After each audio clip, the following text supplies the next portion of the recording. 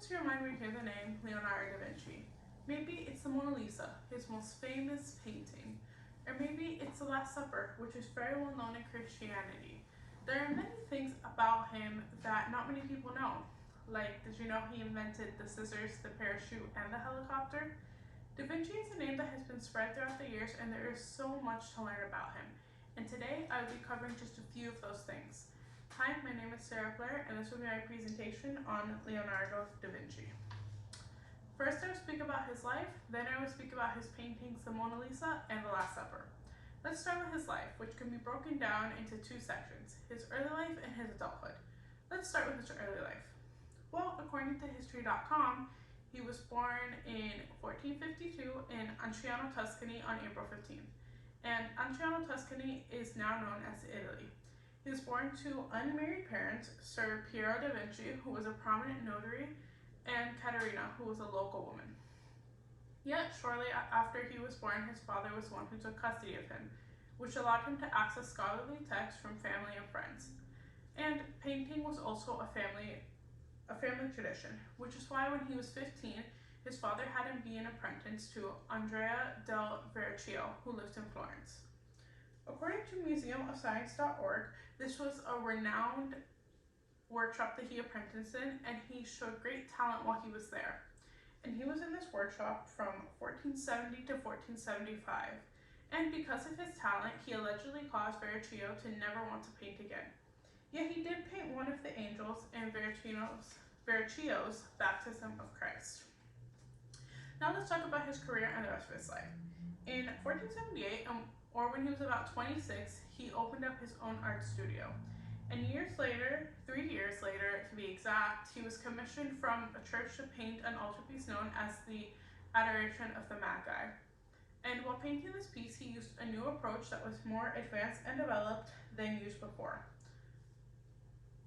And this painting was to depict a crowd looking upon the Virgin Mary and the child, that being Jesus. Now, Da Vinci spent a lot of his life living in either Florence or Milan. From 1482 to 1489, he spent this time in Milan, where he painted the altarpiece known as Virgin of the Rocks. And this was his first Milanese painting. Then he went back to Florence from 1500 to 1506, and he was already having an influence on the younger artists using modern techniques that were seen through his Adoration of the Magi. Then he went back to Florence from 1500 to 1506. I already said that, excuse me. During his time in Florence, he created more things than he did at any other point in his life, actually. He created the Mona Lisa during this time. Then he went back to Milan from 1506 to 1513. And he came back because he was called from the French governor to create an equestrian statue, but he did not make any new paintings. Yet he did make more scientific observations, and he made the earliest anatomical drawings that we still use to this day. Then Da Vinci went and stayed in Rome for the remainder of his life. This was from 1513 to 1516, and he was very honored during this time, yet he was pretty much inactive, though he was first architect, painter, and mechanic to the king. He later died in Klaus on May 2nd, 1519. Now let's talk about the Mona Lisa and the Last Supper. First, let's look at the Mona Lisa. So, as I said before, the Mona Lisa was created while he was in Florence. He painted this in 1503, and it took about 4 years to complete.